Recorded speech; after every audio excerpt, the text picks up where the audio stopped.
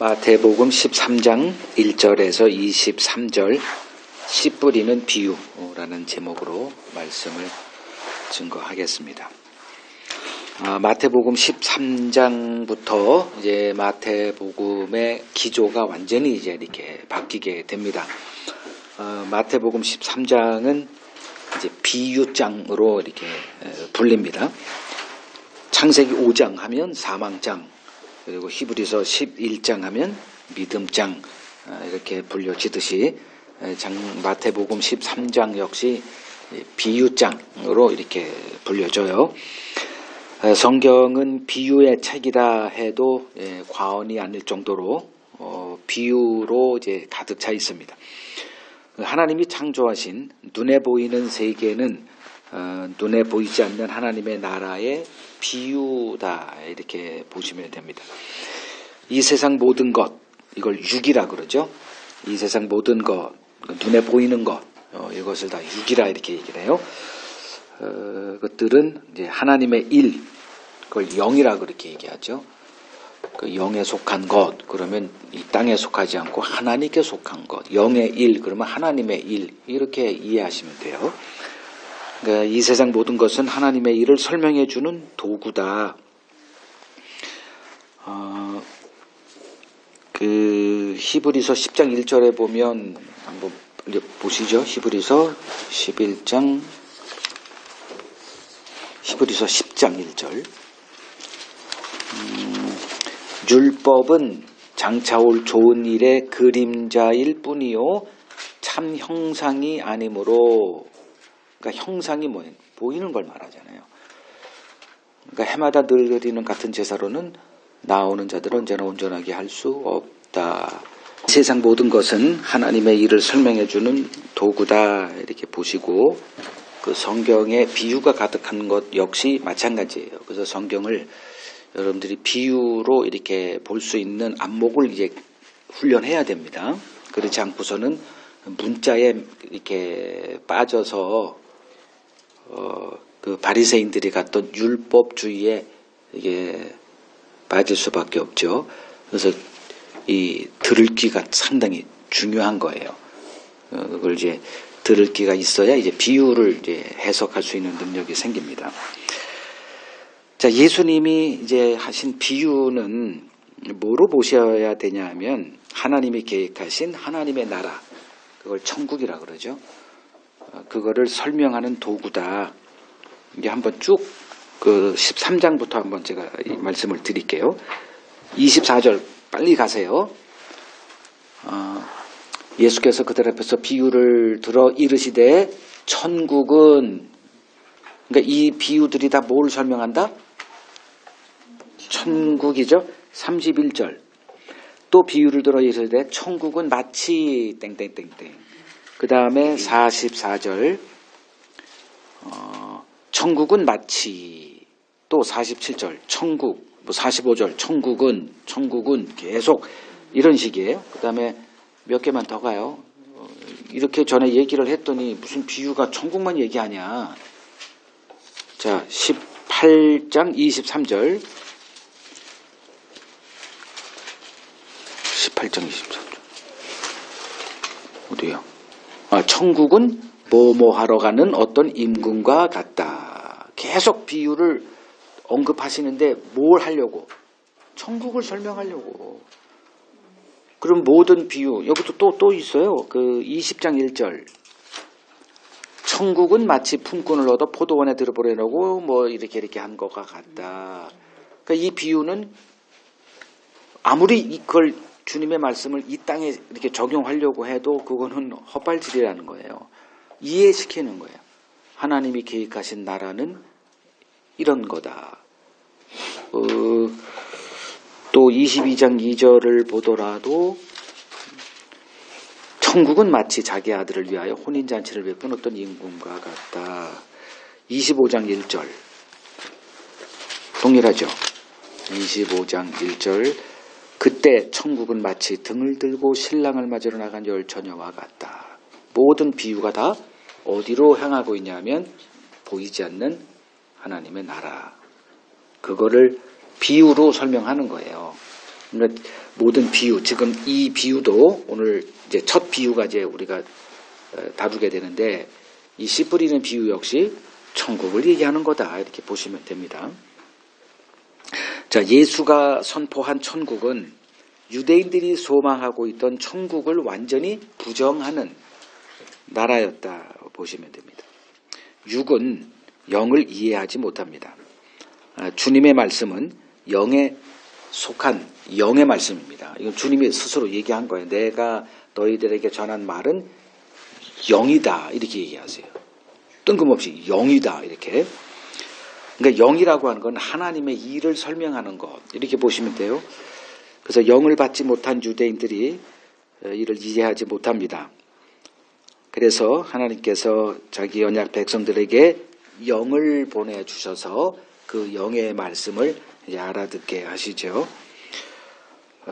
그래서 말씀을 듣는 사람 가운데는 이제 두 종류의 사람이 있어요. 지금 여기에 우리 이렇게 자리하고 있지만 이 자리에도 뭐 그대로 적용되는 거예요. 육으로 듣는 자들이 있고 영으로 듣는 자들이 있습니다. 영으로 듣는 자, 이게 누구냐? 오늘 또 보게 되겠지만 들을 귀가 주어진 자, 그게 바로 거듭난 자들이에요. 자, 오늘 이제 비유는 좀 길죠. 23절까지 돼 있어요. 요렇게 세 구조로 나눠져 있습니다. 1절에서 8절이 이제 텍스트예요. 비유의 내용이 이렇게 기록이 돼 있고, 그 다음에 9절에서 17절은 비유로 말씀하시는 이유를 주님이 말씀하시고요. 그 다음에 18절에서 23절은 주님이 친히 자신이 말씀하신 그 비유를 해석해 주세요. 그만큼 이 비유가 중요하다. 다른 비유는 거의 우리에게 맡겨놨는데 이 비유는 주님이 해석을 해 주십니다. 자, 이제 비유의 내용이 뭔가 보죠. 1절에서 8절입니다. 1절에서 9절까지 같이 읽겠습니다. 그날 예수께서 집에서 나가사 바닷가에 앉으심에 큰 무리가 그에게로 모여들거늘 예수께서 배에 올라가 앉으시고 온 무리는 해변에 서 있더니 예수께서 비유로 여러 가지를 그들에게 말씀하여 이르시되 씨를 뿌리는 자가 뿌리러 나가서 뿌릴새 더러는 길가에 떨어짐에 새들이 와서 먹어버렸고 더러는 흙이 얕은 돌밭에 떨어짐에 흙이 깊지 아니하므로 곧 싹이 나오나 해가 돋은 후에 타서 뿌리가 없으므로 말랐고 더러는 가시떨기 위에 떨어짐에 가시가 자라서 기운을 막았고 더러는 좋은 땅에 떨어짐에 어떤 것은 100배, 어떤 것은 60배, 어떤 것은 30배의 결실을 하였느니라. 귀 있는 자는 들으라 하시니라. 자, 예수님이 집에서 나가서 이제 바닷가로 나가십니다. 큰 무리가 이제 예수에게 몰려들죠. 너무 무리가 많아. 그래서 이렇게 거리를 뛰어야 되는데 바닷가이기 때문에 이제 배에 올라서 앉아서 해변에 서 있는 무리들에게 이제 말씀을 전하시죠. 씨 뿌리는 비유를 이제 말씀하세요. 내용이 뭐냐면 농부가 씨 뿌리러 나갑니다. 그러니까 씨를 뿌리는데 더러는 길가, 더러는 돌밭, 더러는 가시 떨기 위에 떨어집니다. 그리고 마지막으로 더러는 좋은 땅에 떨어집니다. 그러니까 열매를 맺히는 땅은 좋은 땅 하나뿐입니다. 자, 농부가 씨를 왜 뿌리죠? 할 게 없어서 하는 게 아니죠. 열매 때문이에요. 그러니까 농부의 관심은 어떤 땅? 좋은 땅이죠. 거기에만 관심이 있는 거예요. 본문에 대한 이제 일반적인 설교는 어떤 식으로 진행되더냐? 열매 맺히는 좋은 땅이 되자, 이렇게 교훈적인 설교가 주를 이루고 있습니다. 어떻게 하면 우리가 이렇게 열매를 맺히는 좋은 사람이 될 수 있느냐? 이제 이런 결론으로 이제 나아가는데, 즉 사람들에게 잘 먹히는 동기부여적인 이제 설교가 주를 이루고 있죠. 그 사람들이 좋아하는 강론도 이런 모티베이셔널 스피치, 그러니까 동기부여하는 것 굉장히 좋아합니다. 왜냐하면 자극을 좀 받아서 뭔가 이렇게 좀 잘 안 맥혀 있어. 그러니까 실타래가 어떻게 풀어야 될지 모를 때 그냥 넋 놓고 살고 있는 사람들에게 동기부여적인 이런 강론을 하게 되면 사람들이 귀가 쫑긋하고 이렇게 듣잖아요. 그 사람들은 뭔가 할 거리를 제공하는 교훈적인 설교를 좋아하고 이미 그렇게 길들여져 있습니다. 그러니까 부흥을 소망하는 목사들의 전형적인 설교다 이렇게 할 수 있어요. 자, 내용을 이제 머리에 담으시고 뒤에 가면 주님이 친히 해석하니까 그때 보고 이제 9절에서 17절 보시죠. 9절에 보면 이제 주님께서 귀 있는 자는 들으라 이렇게 하세요. 자, 귀가 없는 자들은 들어도 알아들을 수 없다라는 그가 암시되어 있죠. 그러니까 하나님의 말씀이 선포될 때 어떤 곳에서도 이 두 현상이 벌어져요. 그러니까 알아듣는 자들이 있고 못 알아듣는 자들이 있습니다. 이는 우리의 지적 능력과 아무 상관이 없는 일입니다. 오히려 하나님의 말씀을 이해 못하는 것이 정상이에요? 비정상이에요? 정상. 하나님의 말씀을 못 알아들어야 정상이에요. 고린도전서 2장 14절을 보면 고린도전서 2장 14절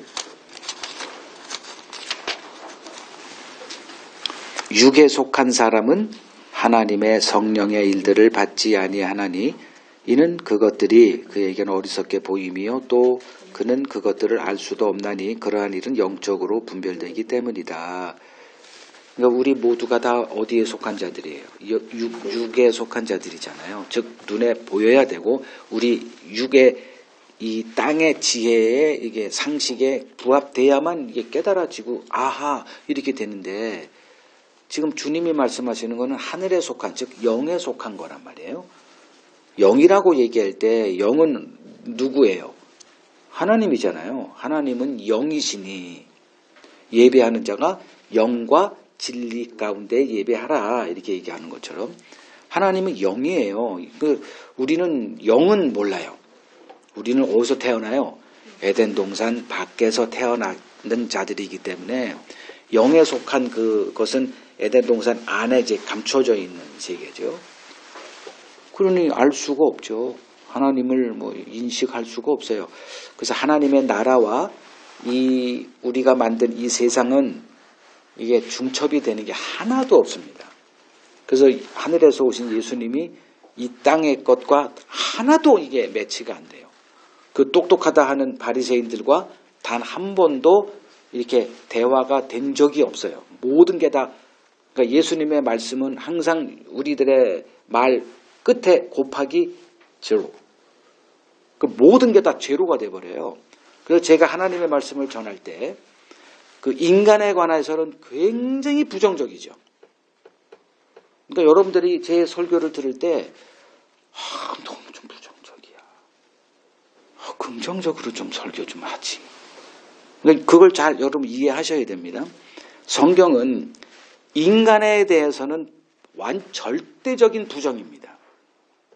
그러나 어느 면에서는 절대적 긍정이에요. 누구를 향해서는? 하나님을 향해서는 절대적 긍정이에요. 그러니까 이걸 보지 못하고 인간에 대해서 부정한다. 너무 좀 그렇지 않아? 좀 너무 암울한 거 아니야? 이런 그건 한쪽만 보고 지금 하는 거고 그러니까 안 보이니까 하는 소리죠. 제 설교가 얼마나 긍정적인데.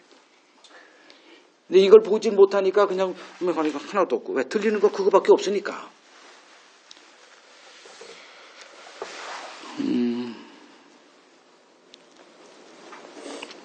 자, 하나님의 말씀을 이해하지 못하는 게 이 세상에서는 뭐다? 정상이다. 근데 하나님의 말씀을 알아듣는 비정상적인 사람들이 이제 등장하기 시작을 합니다. 누구냐? 그리스도에게 속한 악한 자들이기 때문에 그렇습니다. 자, 요한복음 10장을 봅시다. 요한복음 10장을 보면 3절에서 5절 문지기는 그를 위하여 문을 열고 양은 그의 음성을 듣나니 그가 자기 양을 이름을 각각 불러 인도하여 낸다.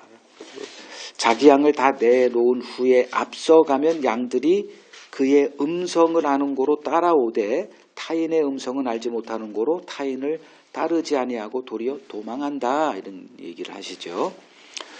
그러니까 주님이 찾아오지 않으면 주님에게 속한 양들은 그냥 그 딴 우리에 그냥 머물러 있을 수밖에 없잖아요.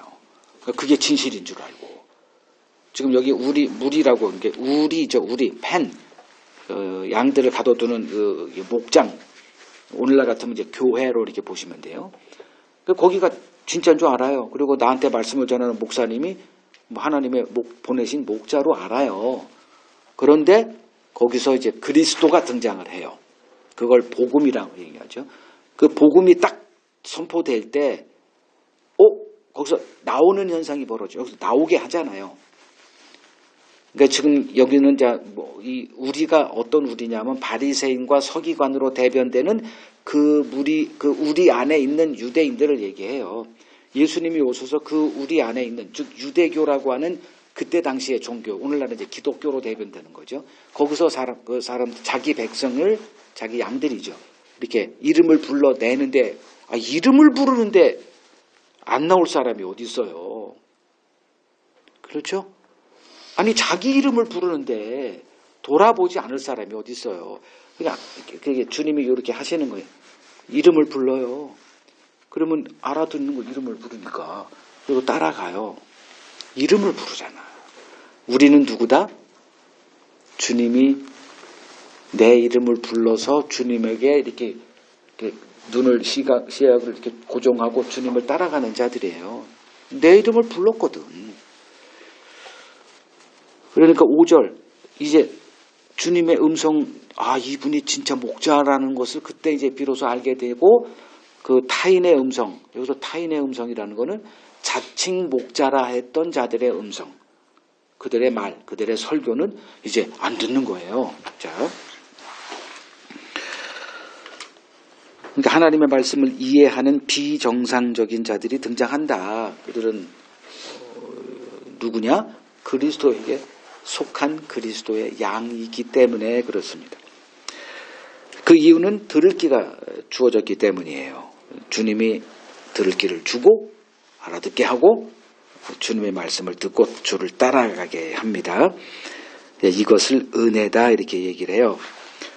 그 사도행전 16장 14절을 보면 그 빌립보의 그 강가에 가서 이제 바울이 거기 무리 여자들이 이렇게 모여 있는 것을 보고 말씀을 전할 때 거기에 있는 두 부류로 딱 나눠지죠.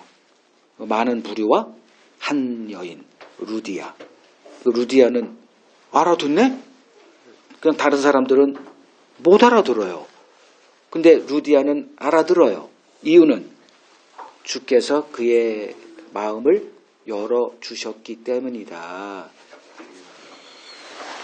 그리고 누가복음 24장 32절을 보면 이제 주님이 십자가에서 죽었어요. 그걸 다 그들은 눈으로 봤거든. 그리고 무덤에 갇히는 것까지. 그러니까 시체를 보는 순간 그는 잊어야 돼요. 뭐 기억한들 의미가 없어. 그래서 예수의 시체를 봤거든. 숨이 끊어진 거예요. 만져도 이렇게. 그러니 이제 우리가 뭔가 홀렸구나 해가지고 고향으로 돌아가잖아요. 돌아가고 있는 그들에게 부활하신 주님이 나타나요.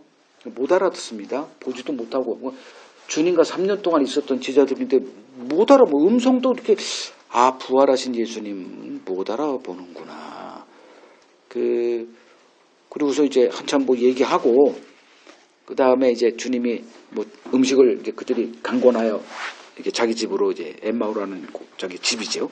예수를 이렇게 불러다가 강권해서 같이 밥을 먹을 때 예수가 떡을 들어서 이렇게 축사할 때 뿅 사라지고 그들이 이제 이거 뭐지? 그리고서 나누는 그 대화 가운데 그 길거리 오다가 그분이 우리에게 성경을 풀어 말씀하실 때 어땠니? 마음이 뜨겁지 않으니? 응, 그랬어. 요거죠, 요거. 알아듣는 거예요. 근데 뭘 얘기를 하셨나? 성경을 풀어 자기가 고난 당해야 될 것을 해석을 해주는 거예요. 성경을 풀어주니까. 그러니까 그 주님이 들을 길을 준다는 거는 이 성경을 풀어서 해석해 주는 거죠. 그걸 이제 알아듣는 거예요. 그러면 이 영이 임하지 않으면 성경은 어떻게 돼 있다? 안 풀려진 책이죠. 그러니까 비유로 뭐 온갖 거 다 있어. 아무리 봐도 이거 뭐 수면제예요, 그냥. 이건 뭐 성경을 아무리 봐도 하나도 이해 안 되는 책이에요. 그런데 이게 정상이라는 거예요. 여러분 이렇게 성경을 보라 그러니까 뭐 보죠. 그때 잠자는 분들은 아주 정상적인 분들이에요. 그럼 잘못된 게 아니에요. 근데 이게 눈이 열려서 이게 보이기 시작하고 하는 게 비정상이에요. 이 땅에서는. 하나님의 나라에서는 그게 정상이지만 이제 거듭나지 않은 사람들, 즉 들을 귀가 주어지지 않은 사람들은 하나님의 생명에서 떠나 있는 자들이다. 이걸 성경은 죽은 자 이렇게 얘기를 해요. 에베소서 2장 1절에 허물과 죄로 죽어 있는 너희를 하나님이 살리셨다. 이렇게 되어 있죠. 죽은 자로 본단 말이에요. 자, 죽은 자에게 대화해 본 적 있어요? 뭐 질러보세요. 저는 목사니까 장례식 많이 가죠. 어떤 분이 갑자기 돌아가셨대. 그래가지고 이제 그분 시신에 가가지고 이제 이렇게 그렇게 관을 덮어놨더라고요. 그때는 제가 이게 뭐 눈에 뵈는 게 없는 목사라서 관 뚜껑 열어요. 혹시나 내가 기도해가지고 살릴까. 그리고 관 뚜껑 딱 열고 그 시체를 딱 보는 순간, 이건 뭐라 그럴까. 내가 이거 정신이 나갔네. 빨리 닫으세요. 그렇게. 시체를 보는 순간 아무것도 생각이 안 나. 뭐 할 게 아무것도 없는 거예요.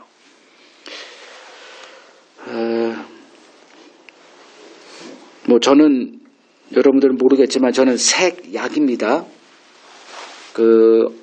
어떤 정신 나간 놈이 이걸 만들었어. 이렇게 색을 집어넣어가지고 그걸 못 읽게 만들어놨어. 저는 다 봐요, 색깔. 근데 그거 앞에 서면 나는 색을 몰라. 녹색 적약이에요. 그래서 녹색으로 뭘 막 섞어놨더라고. 저게 뭐야? 근데 남들은 7, 12 읽더라고. 그래서 그게 보이냐? 나는 왜 안 보이냐?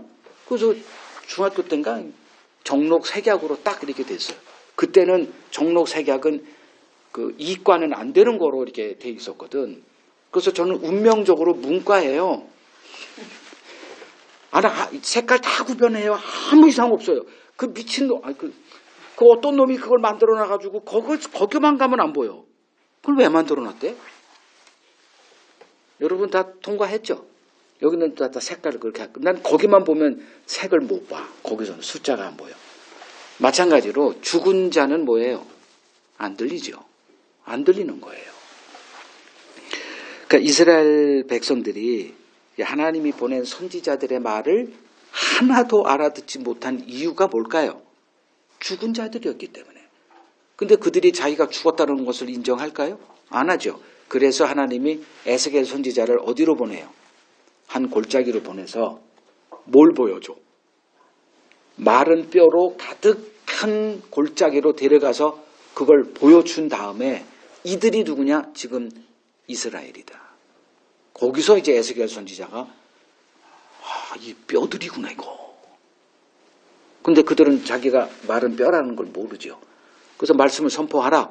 그리고 말씀을 선포하니까 이렇게 살아서 이렇게 이렇게 형체가 갖춰져요.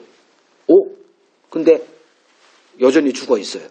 그래서 생기를 불어라. 그 생기를 부니까 살아있는 하나님의 군대로 변화되는 그게 에스겔서 37장의 모습이죠. 그게 비유라는 거예요. 그런 게. 십자가 이후 성령이 임한 후 이제 이 세상에 등장할 복음의 증인된 교회를 보여주는 거죠. 자, 들을 귀가 주어진 자란 이제 성령으로 거듭난 자를 말합니다. 영이 살아나야 영의 말씀이 들립니다. 요거를 하나님의 형상이 회복된 자 이렇게 말해요. 하나님의 형상이 뭡니까? 생각해 본 적 있어요? 형상이 뭐예요? 이미지죠. 이미지는 보여요, 안 보여요? 안 보이는 거죠. 근데 안 보이는데 하나님의 형상, 하나님은 보여요, 안 보여요? 안 보이죠. 그럼 하나님의 형상은 뭐예요? 안 보이는 게 형상입니다. 이해돼요? 그걸 뭐라 그런다? 영. 그래서 하나님이 인간을 창조할 때 하나님의 형상대로 지었다. 이게 뭔 말이에요? 하나님의 영을 집어넣었다. 그래서 창세기 2장 7절에는 흙으로 빚으사 코에다가 바람, 숨이 뭐야? 루하. 이게 영이거든. 하나님의 영, 즉 자기 자신을 인간의 몸에다 이렇게 집어넣었다. 이게 인간이에요. 이게 하나님의 형상대로 지음받은 인간입니다. 근데 어떻게 됐어요? 하나님의 영이 타락한 인간에게서 떠나죠. 그걸 육신이다 이렇게 얘기를 해요. 그러니까 육, 영 이런 개념들 여러분들이 잘 이해를 해야 이제 하나님이 무슨 얘기를 해도 이제 바로 이해할 수 있게 되죠. 그러니까 이 하나님의 형상이 회복된 자, 즉 하나님의 영이 거하는 자, 어떻게 변화되느냐? 들리는 거예요. 영의 말이 들려요. 영의 말이 들리니까 이제 하나님의 말씀이 뭐보다 달다 그래요? 굴성이보다 달게 되는 그 희한한 현상이 벌어져요. 놀라운 일이 벌어집니다. 이 사람은 이때부터 어떤 기쁨을 누리느냐? 이 땅의 기쁨이 만족이 되지는 못해요. 너무 큰 기쁨을 보게 된 거예요. 그래서 그 시편에 보면 1편 2절에 보면 주야로 묵상한다. 이게 가능할까요? 즐거우니까. 억지로 주야로 못해요. 한 흉내는 며칠 할 수 있죠. 뭐 부모가 돈 주니까 흉내는 낼 수 있어도 자기 스스로 그거에 이렇게 매달려서 그 일을, 그 말씀을 계속 묵상하며 일할 때도 묵상. 그거 떠나지 않아요. 그러니까 꿀성이보다 단이 시간 낭비로 보였던 말씀 묵상이 최고의 가치로 자리하게 됩니다. 이게 정상적이지가 않잖아요. 정상적이려면 뭐에 관심을 두고 살아야 돼요? 돈 버는 거, 그죠? 그러니까 부자 되는 법, 이 책을 한 100권, 200권 이렇게 읽는 사람이 등장해요. 이건 정상적이에요. 그러니까 부모는 그걸 보고 다 예언해야죠. 쟤 부자 되겠구나. 이렇게. 근데 이 들을 귀가 주어진 자, 즉 하나님의 형상이 회복된 자는 뭐에 관심을 갖느냐? 하나님의 말씀을 듣고 그 묵상하고 하는 이 일에 이렇게 방향이 그렇게 되어져요. 새로운 가치가 그에게 주어지더라. 그래서 말씀 안에 감추어져 있는 천국의 비밀인 그리스도를 이제 아는 자들로 이렇게 세워져 갑니다. 이들은 이제 이미 하나님의 나라를 누리고 있는 자들이에요. 그러니까 천국은 죽어서 가는 나라가 아닙니다. 그 사람들은 이미 늦은 거예요. 천국은 이미 이 땅에서 경험되어지는 나라다. 이거 여러분들이 정확하게 이해하고 있어야 됩니다. 주님이 왜 비유로 말씀하시는지 제자들이 와서 이제 물어요. 왜 비유로 하세요? 못 알아들으니까 와서 묻는 거죠. 그때 주님이 이제 여러 가지 말씀하시는데 이 내용은 별도로 다음 주에 제가 강론하겠습니다. 오늘은 이 비유의 내용이 뭔가 그쪽으로 이제 18절로 건너뛰어요. 18절에서 23절은 주님이 자신이 말씀하신 비유를 친히 해석해 주는 내용입니다. 그만큼 이 비유를 주님이 중요하다 이렇게 우리에게 각인시키는 거다 이렇게 보시면 됩니다. 자, 19절. 그러니까 4절에 첫 번째로 그 어떤 때 이렇게 떨어졌는데 길가죠. 그 길가에 떨어졌는데 4절 먼저 봐요. 모들이 와서 먹어요. 새들이 와서 다 먹어버리니 열매 맺힐 것이 불가능하죠. 그럼 이게 무슨 뜻인가가 19절에 나오죠. 자, 19절 같이 읽습니다. 아무나 천국 말씀을 듣고 깨닫지 못할 때는 악한 자가 와서 그 마음에 뿌려진 것을 빼앗나니 이는 곧 길가에 뿌려진 자요. 여기서 그 4절에서 새가 뭐다? 마귀죠. 새들이 와서 쪼아먹었다. 비유잖아요. 그러면 뭘 비유하는 거죠? 새라는 것. 근데 여기서 주님이 가르쳐주죠. 마귀라는 거예요. 악한 자가 와서 그 마음에 뿌려진 것을 빼앗는다. 이는 곧 길가에 뿌려진 자다. 이렇게. 자, 말씀이 선포될 때 하나도 못 알아들어. 그러니까 그 이유는 이제 우리들이 볼 이유는 마음이 뭐예요? 딴 거로 꽉 차 있을 때 말하는 거죠. 그러니까 여러분들이 제일 기분 나쁜 게 어떤 걸까요? 내가 말하는데 듣는 척을 하는 것 같은데 실상 계속 몇 번 해보니 안 듣고 있는 거.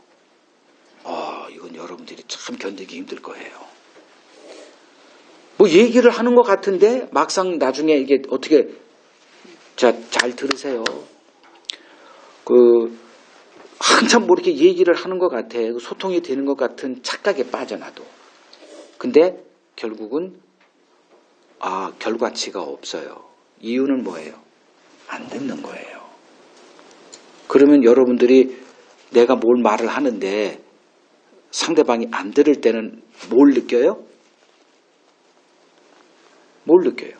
내가 저 사람에게 존중받지 않는다는 것을 직감을 하죠. 그죠? 사람이 누구를 존중하지 않는다는 얘기는 뭐예요? 무시한다는 얘기 아닙니까? 인간이 분노하는 이유가 뭐예요? 무시당할 때. 그건 참 견디기 힘들어요. 여러분들이 저를 기분 나쁘게 하려면 뭐 하면 돼? 아주 그건 너무나 당연한 거예요.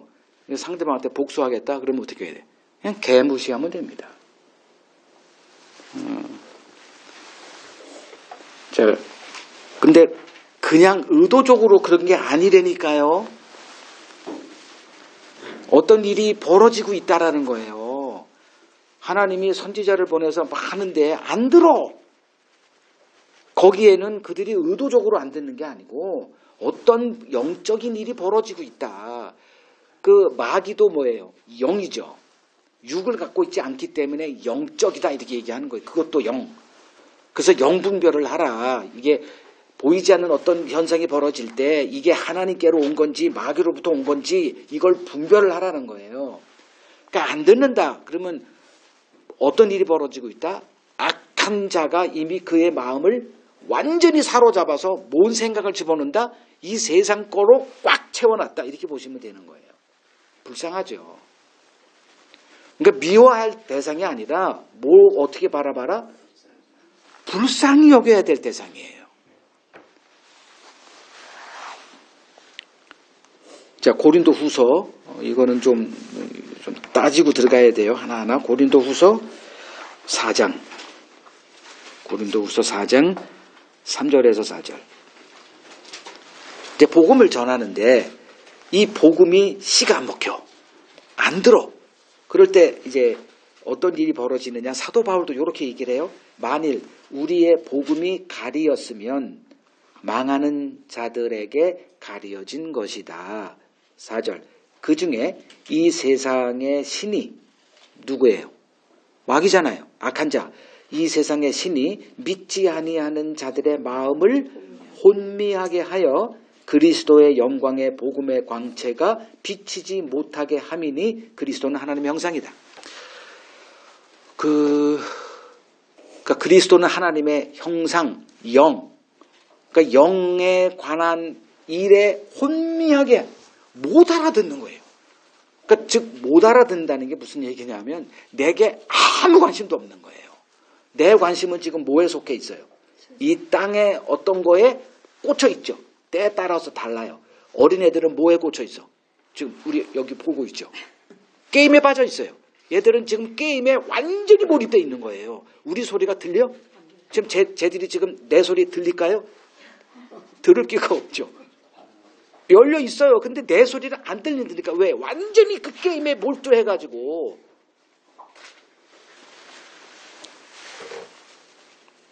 뭐 애들이니까 게임이라고 하는 아주 그냥 그 차원 낮은 거에 이렇게 하고 있지만 좀 어른된 사람들은 뭐에 관심을 가져요? 좀 더 고상한 뭐? 돈. 돈에 완전히 이렇게 돼버리면 이건 못 말려요, 그건. 애들한테 손가락질 할 이유가 없는 거예요. 지도 뭐에 매여 있기는 똑같거든. 뭐 여러 가지 이제 취미 생활 뭐 이렇게 있죠. 뭐 운동에 메인되거나 뭐 젊은 애들은 어떤 사람에게 훅 빠져버리면 아무것도 안 보여. 부모 말이고 뭐 삼손 보세요. 딥나의 한 여인에게 빠져버리니까 부모가 뭐라 그래도 뭐 하나님의 부르심 받은 이스라엘이고 뭐 아무것도 안 보여 그냥. 그게 우리들이에요.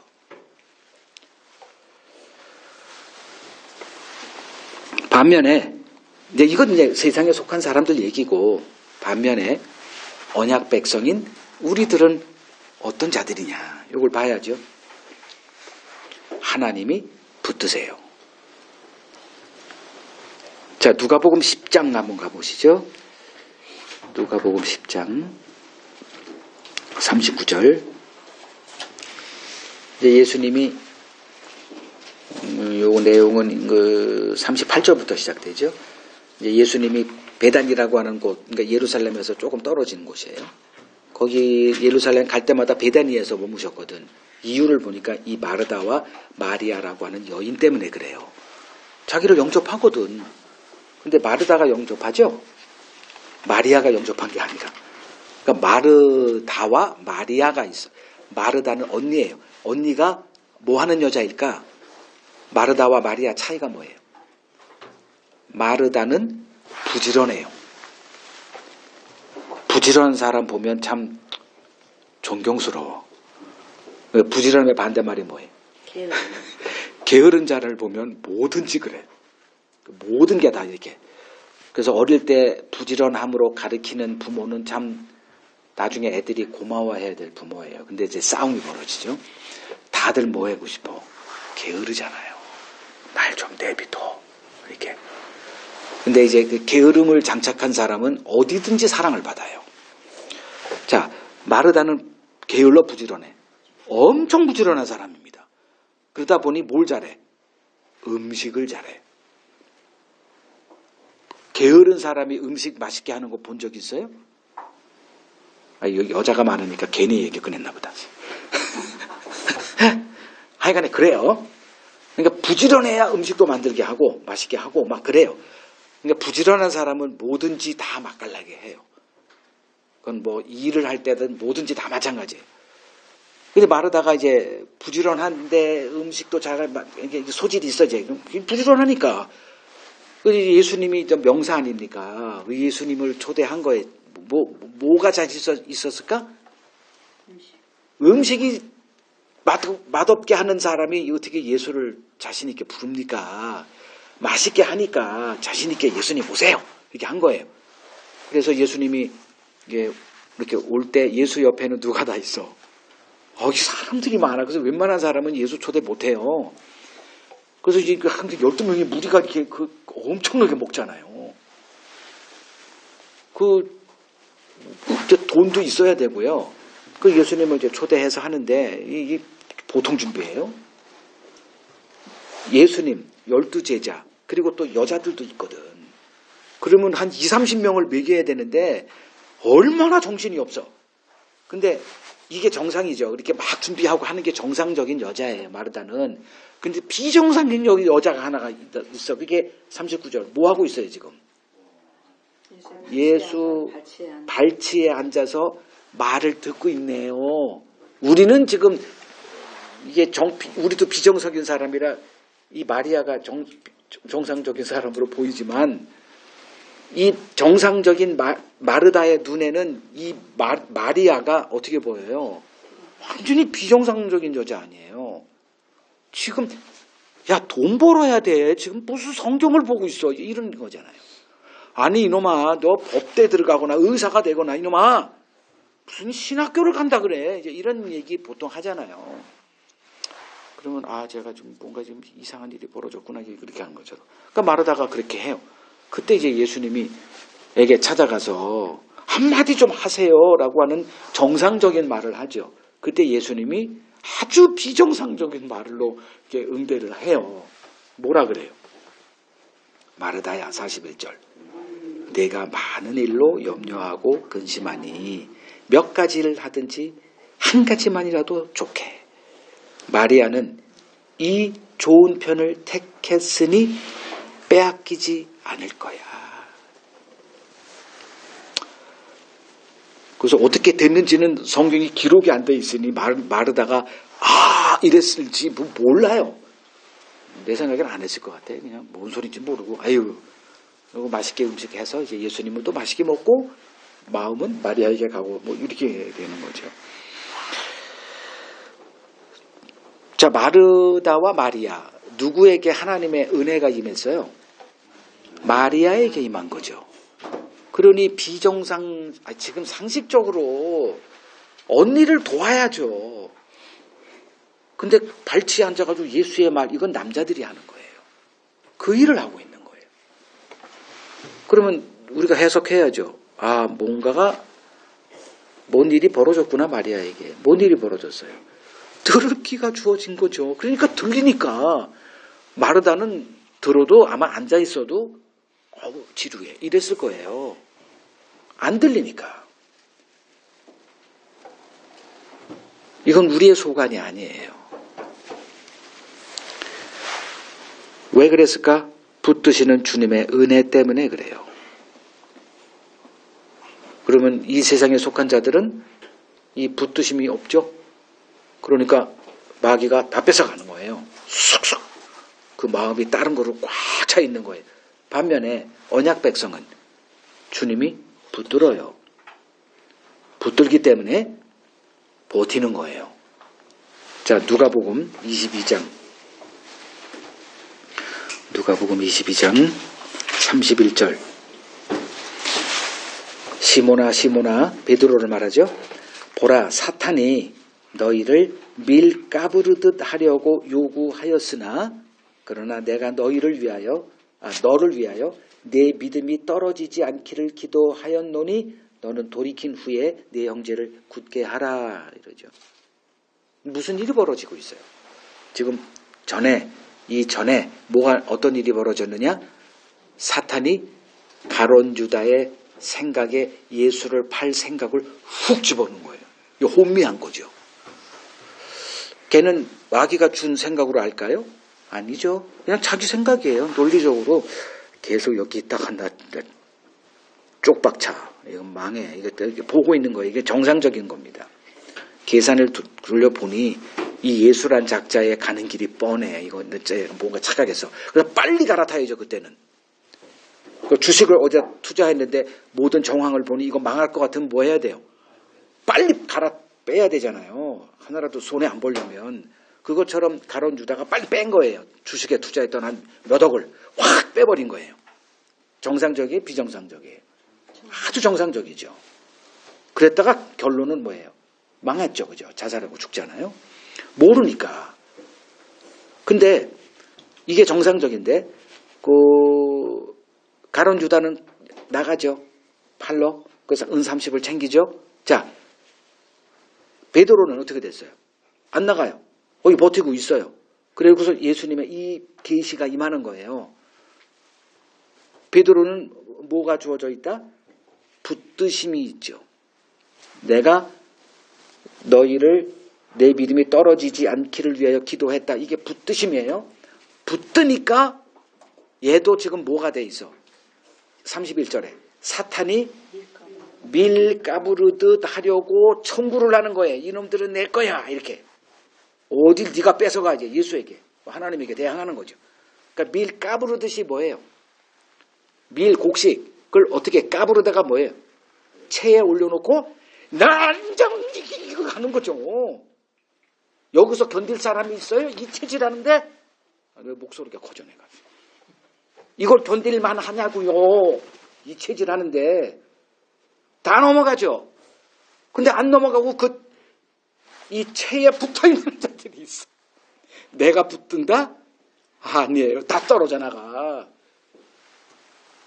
누가 붙들기 때문에?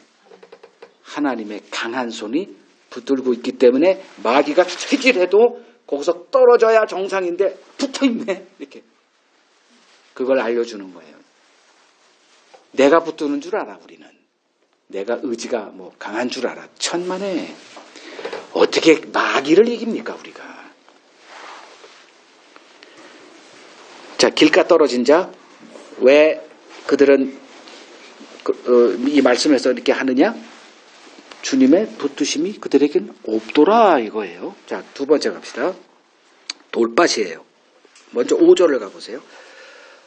씨를 뿌리는데 덜어는 흙이 얕은 돌밭에 떨어짐에 흙이 깊지 아니하므로 곧 싹이 나오나 해가 돋은 후 타서 뿌리가 없으므로 말랐다. 이렇게 됐죠.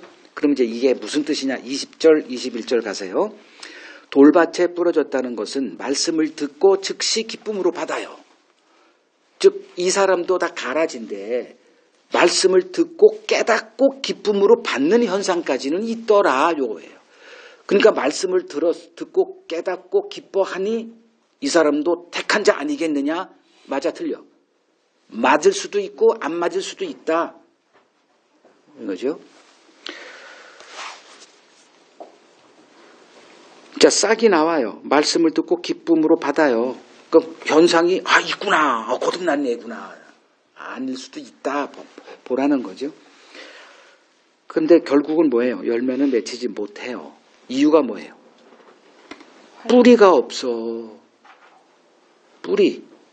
뿌리는 보여요, 안 보여요? 우리 눈엔 뭐만 보여?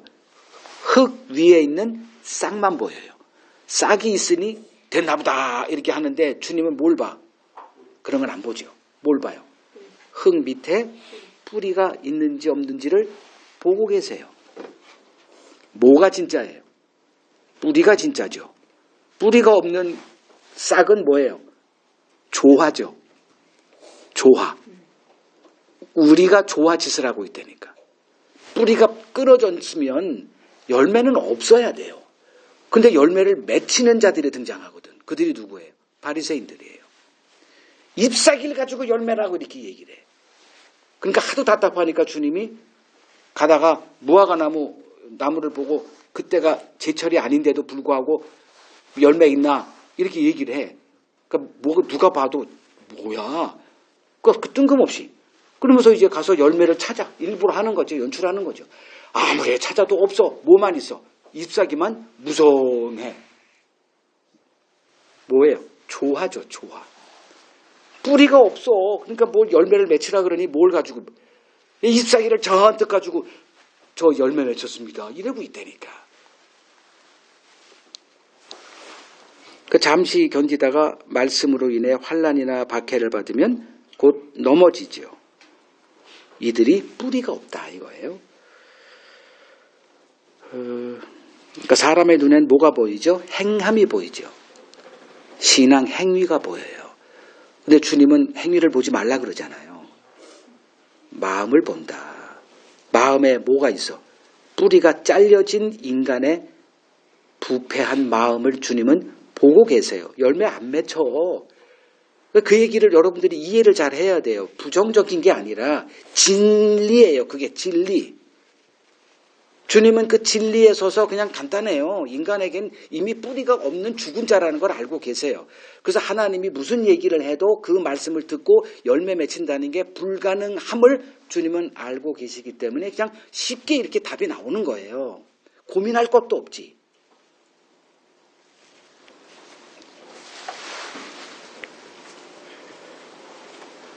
그러면 뿌리가 뭘까? 뿌리가 뭐냐? 뿌리 작업을 하시는 거예요. 지금 하나님이 우리에게 그러니까 이건 잘 안 보이죠. 너무 그냥 재미도 없고 열매가 팍팍 뭐 교회 가서 이것도 하고 저것도 하고 막 행위가 있어야 열매도 드러나고 교회도 성장하는데 하나님은 그런 거에 일도 관심 없어요. 안 속아요. 그리고 뭐만 한다? 뿌리를 다시 이렇게 어디로 그 뿌리를 접목을 시켜야 되는 거예요. 가지가 어디에 붙어? 나무에 붙어 있어야만 어디에? 그 나무에서 공급받고 이렇게 되죠. 거기서 붙어 있지 않는 그 나무는 그냥 잘라서 어디에 오면 불에 살라버린다 그랬잖아요. 흉내내지 마세요. 주님은 무슨 작업하고 계세요? 우리를 뿌리에 붙여 있는 작업하는 거예요. 뿌리가 우리예요. 누구요? 하나님이죠. 뭐 예수님이라고 부르든. 그러니까 성경은 이제 그 뿌리를 이게 머리를 붙든다, 뿌리를 붙든 이게 다 뭐예요?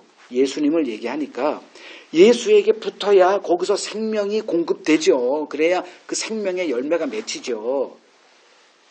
근데 그런 건 우리는 관심 없어, 솔직히. 늘 그냥 교회 가자마자 뭐 그냥 행위, 뭐 새벽 기도, 뭐 헌금, 그냥 기도, 성경 공부, 교제, 전도, 뭐 선교까지 해가지고 완전히 그냥 뿌리가 없는데 그거 할래니 처음에는 뭐 하다가 나중에 뭐예요? 다 자빠져요.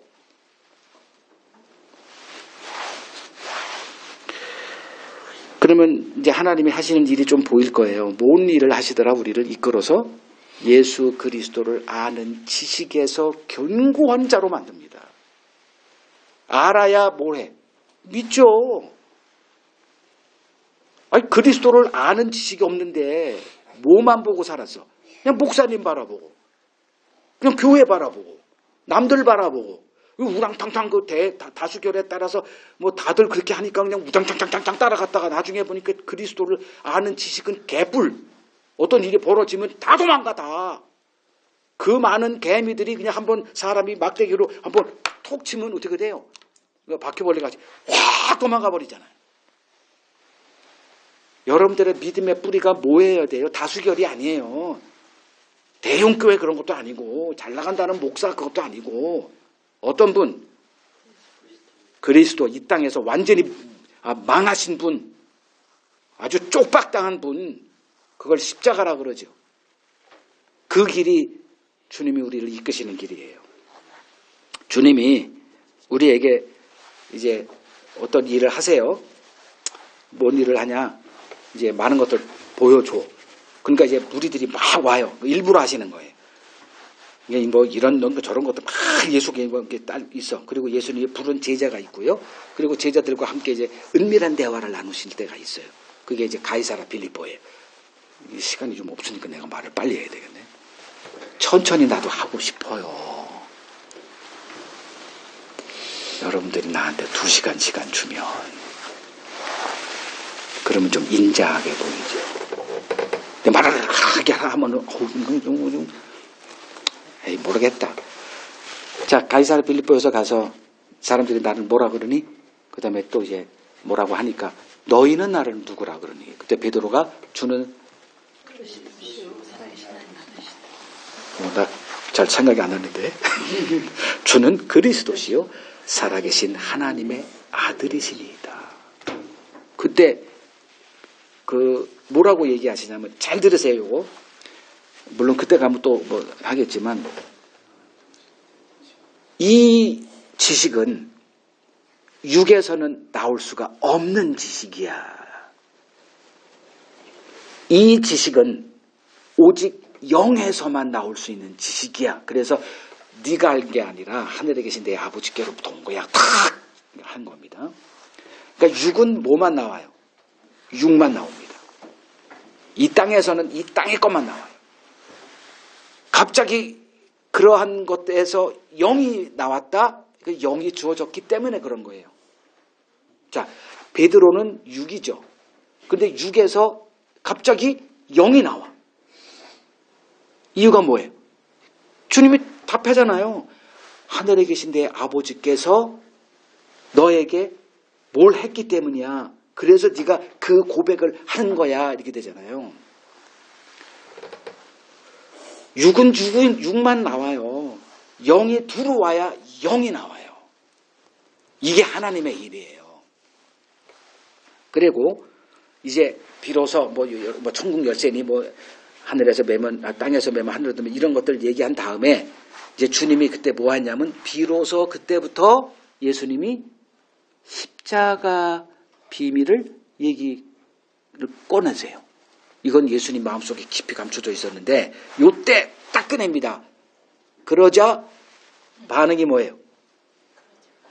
여태껏 예수에게 단 한 번도 불순종하거나 항의하거나 저항한 적이 없는 제자들이 십자가가 드러나자마자 벌떼같이 일어나서 예수를 막 꾸짖으면서 절대 그런 일이 당신에게 안 벌어질 겁니다. 뭐가 쏟아져요? 그들의 욕망이 감춰져 있던 그들의 욕망이 십자가라고 하는 갑자기 아파트가 가격이 폭락한다는 뭐 이런 거 앞에 서자마자 그냥 팍 여러분도 다 마찬가지예요. 여러분들이 다 좋아 보이지만 여러분들 앞에 큰 손실이 딱 임하는 순간 아까도 제가 좀 뭐 말씀 전하기 전에 뭐 전쟁의 기운이 벌어지면 여러분들은 어떻게 될까? 다 치살고자 어디로 가? 주일이고 뭐고 다 도망갈 자들입니다. 그 모습이에요. 그러자 주님이 이제 베드로한테 뭐라 그래? 너는 나를 넘어진 데다. 이 사탄아 물러가라. 너는 하나님의 일을 생각하지 않고 사람의 일을 생각한다. 아니 우리가 뭐 하나님의 일을 언제 생각합니까? 사람의 일을 생각하는 자들이지. 그래놓고 이제 이 말씀하시는 거예요. 누구든지 나를 따라오려거든. 그 다음에 뭐라 그랬어요? 자기를 부인하고 자기 십자가를 지고 날 따라 이거죠. 자, 우리 신앙의 본질이 뭐죠? 예수를 따르는 거잖아요. 그럼 예수를 따르려면 예수를 따르는 게 뭐다? 자기 부인과 자기 십자가를 지는 게 예수를 따르는 거라. 요 얘기를 했어요. 예수님의 삶, 내가 마지막 책을 뭐로 쓸까 하다가 요새 지금 그 생각이 떠올랐어요. 그래서 그 말씀이 육신이 되신 예수 그리스도 제목을 그렇게 달았어요. 그걸 지금 집필 중에 있습니다. 그래서 하루 종일 예수님의 그 탄생부터 시작해가지고 예수님의 죽음을 기록한 사복음서를 뒤지고 해보니까 208개로 나눠져요. 그래서 208개로 지금 나눠놨거든요. 그래서 208개의 예수 그리스도를 조명해보자. 왜 그럴까요? 예수를 따르는 게 뭐예요? 따르려면 뭘 봐야 돼? 예수를 봐야죠. 예수를 보면 뭐가 보인다? 예수를 보면 뭐가 보인다?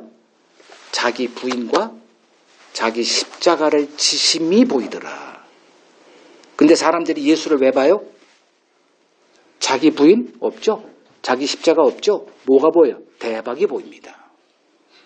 이 정신 나간 자들이 목사들이고 장로들이고 권사들이고 그리스도인이라고 자칭 내세우고 살아요. 안타깝죠. 예수를 바라보면 자기를 부인하심과 그리고 자기 십자가를 지시고 아버지의 뜻을 이루기 위해서 사신 그 모델이 보여요. 근데 그게 안 하죠.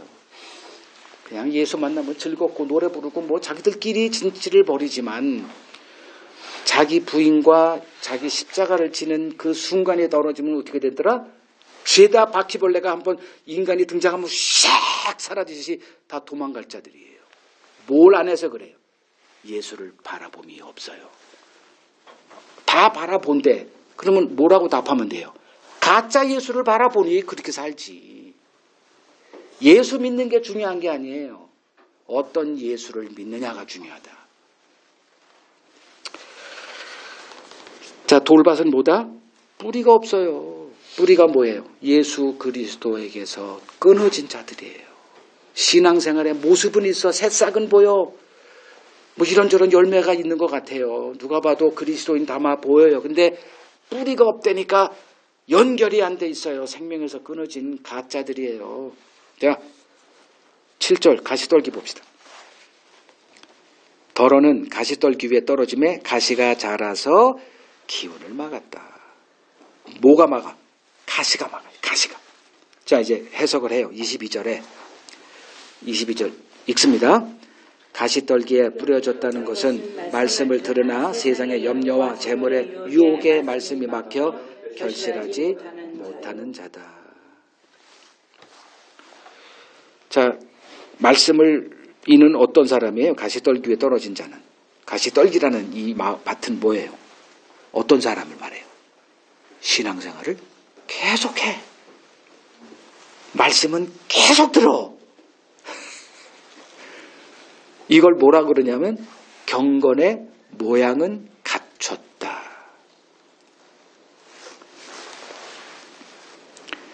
그러나 세상의 염려, 재물의 유혹에 말씀이 막혀요. 그러니 열매는 없죠. 이걸 어떻게 얘기하냐면 고린도전서 4장 20절을 보세요. 고린도전서 4장 20절.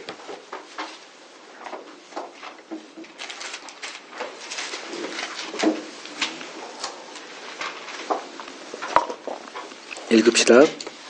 하나님의 나라는 말에 있지 아니하고 오직 능력에 있음이라. 그러니까 능력. 내가 능력을 말하는 거야? 아니죠. 우리에겐 능력이 없어요. 우리는 한마디로 연약입니다. 그걸 하나님이 아세요. 육은 연약해요. 왜? 자기밖에 모르니까. 그래서 생존이라고 하는 그 현실 앞에 우리는 완벽한 나약한 자들입니다. 말로는 정말 용감하고 정의로운 사람 같은데 현실 앞에 다 어떻게 되냐면 아첨꾼으로 바뀌고 배신하고 이득을 하기 위해서 뒤통수 치고 옆에서 그냥 험담하고 다 이런 사람으로 변하는 이유가 뭐냐? 약해서 그래요. 몰라서 그러는 게 아니라 약하다니까. 정말 나도 정의롭게 살고 싶은데 갑자기 어떤 현상 앞에 서면 그냥 뭐 이렇게 하는 거 다 경험하고 살아요, 우리가. 그걸 주님이 모를까요? 우리도 아는데. 약해요. 그래서 하나님의 나라는 말에 있지 않고 오직 능력에 있다. 우리는 연약하죠. 자, 길가, 돌밭, 가시떨기. 누구를 말하느냐? 육에 속한 자들을 말해요. 그래서 로마서 8장 3절을 보면 율법이 연약하여 할 수 없는 자들, 우리는 연약하기 때문에 하나님의 말씀을 지킬 수가 없죠. 연약함이에요. 이게 우리들의 본질입니다. 열매 맺힐 수가 없어요. 불가능합니다. 뭐 어떻게 해서 열매를 맺히는 자가 됩시다라고 하는 이 얘기에 현혹되지 마세요. 자, 이제 좋은 땅 봅시다. 8절을 먼저 보면 덜어는 좋은 땅에 떨어짐에 100배, 60배, 30배 결실을 맺는다. 그럼 이게 무슨 뜻이냐? 23절. 좋은 땅에 뿌려졌다는 것은 말씀을 듣고 깨닫는 자니 결실하여 100배, 60배, 30배 열매를 맺힌다 이거죠. 여기서 중요한 단어가 뭐죠? 듣고 깨닫는 것. 이게 능력이라는 거예요.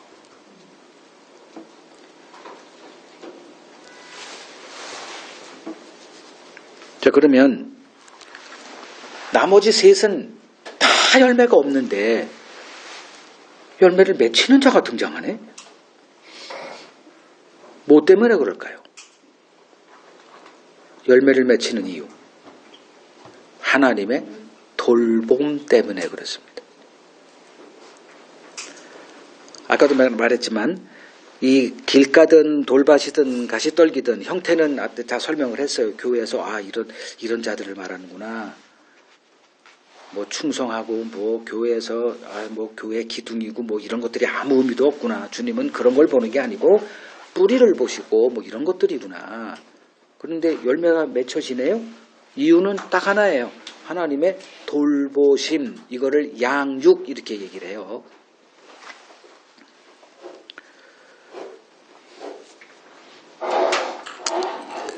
요거 좀 설명이 되는데 할게요. 예레미야서 24장 봅시다.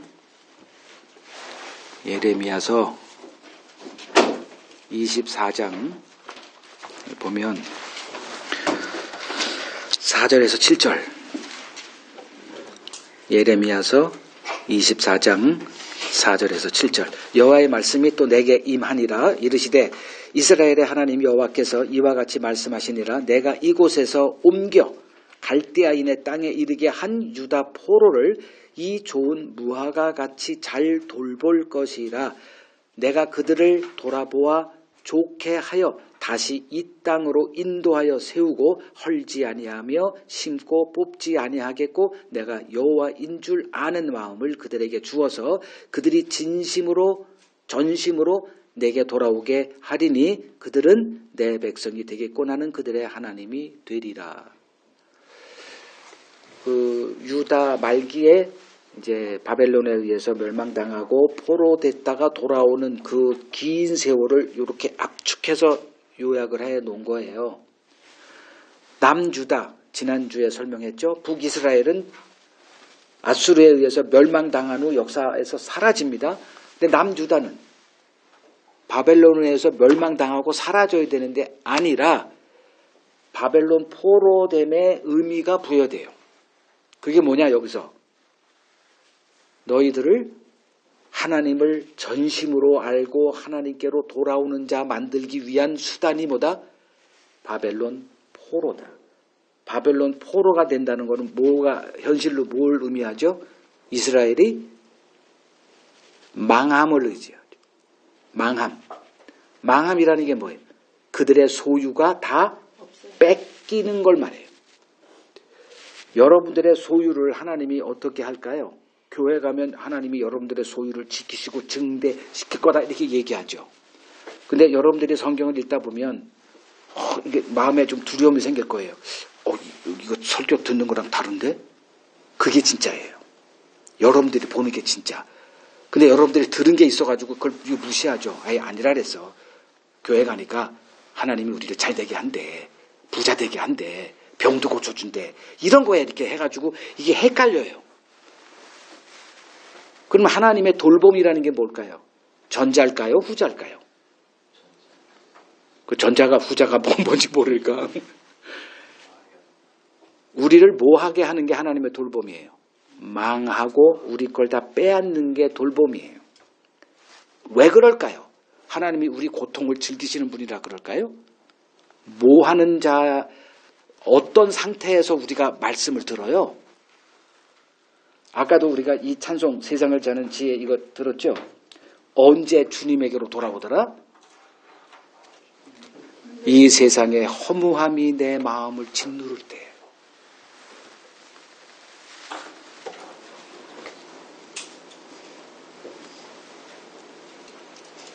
이 하나님의 돌봄 때문에 우리가 하나님의 말씀에 붙어 있는 거예요. 그래서 여기서 뭐라 그래요? 말씀을 듣고 깨닫는다.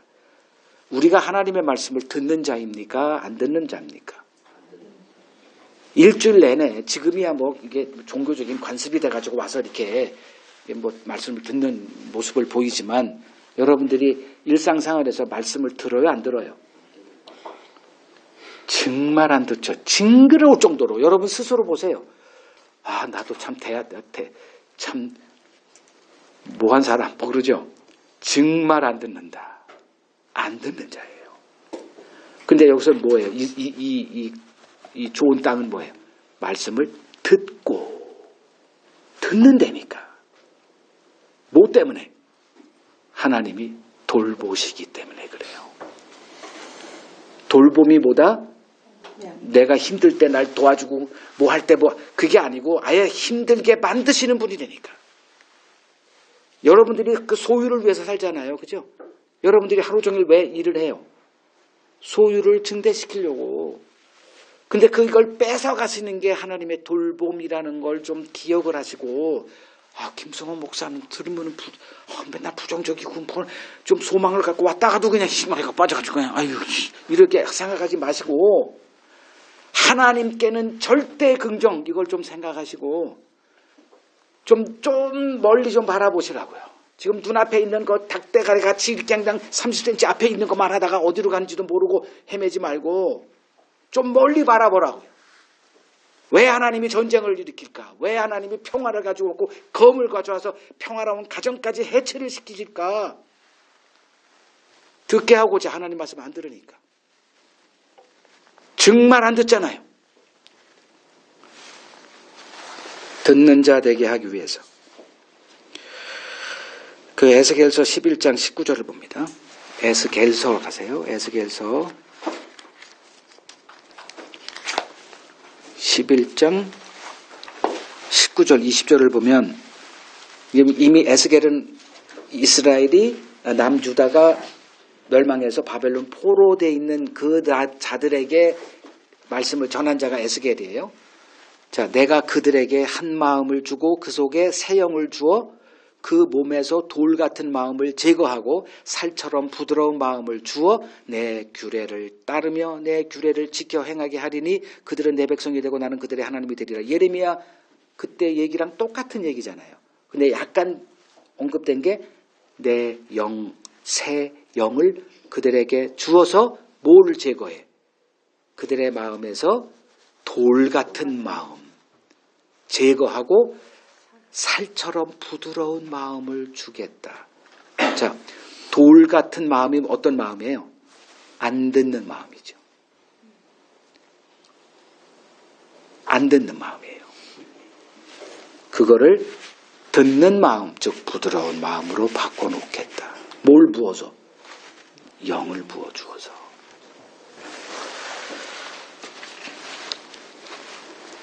이제 하나님의 돌보심은 이런 돌보심이다. 기억하세요. 이런 마음을 만들어 주시는 게 하나님의 은혜구나. 이게 하나님의 돌보심이고 붙드심이구나. 여태껏 우리는 다른 걸 생각하고 살았구나.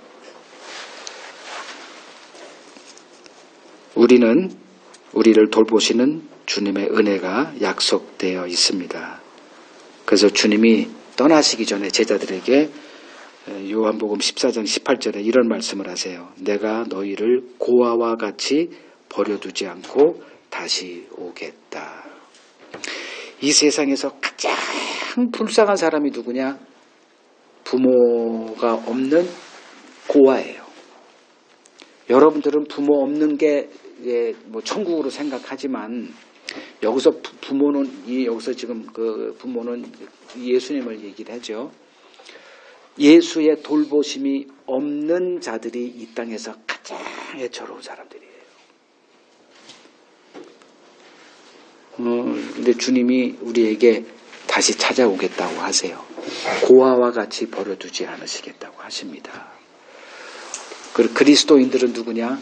고아와 같이 버려진 자들이 아닌 자들이에요. 주님이 끊임없이 찾아오십니다. 강한 팔로 우리의 그 굳은 마음을 붙들고 씨름을 하세요. 우리가 원하는 그 길 가지 못하게 붙드세요. 우리가 이기는 것 같지만 결국은 그분이 이기시더라. 왜? 그분의 고집이 너무 세. 그래서 우리를 꺾으시고 주님이 가신 그 길로 방향을 틀어 주십니다. 이 돌봄의 결과가 회개하는 마음이에요. 이게 부드러운 마음이다. 이렇게 얘기합니다. 우리는 회개해야 되는 자들이에요. 몰라서 그렇지. 우리는 언제나 하나님에게 이렇게 귀를 돌려주고 이렇게 하나님 말씀을 귓전으로 듣는 자들이죠. 하나님 마음을 아프게 하는 데는 일가견이 있는 자들이에요. 근데 하나님이 인내하세요. 오래 참으시고 귓전으로 들으세요. 우리의 그런 모든 불평, 원망 그걸 귓전으로 들으시고 계속 붙들고 꺾으시고 부드러운 마음으로 만들어 놓으세요. 그 결과가 회개하는 마음이다. 이 회개의 마음에서 올려지는 찬송이 하나님이 받으시는 찬송입니다. 내 마음에 이 열매가 맺히고 있는지 오늘 말씀을 비추해 보면서 검증해 보시기 바랍니다.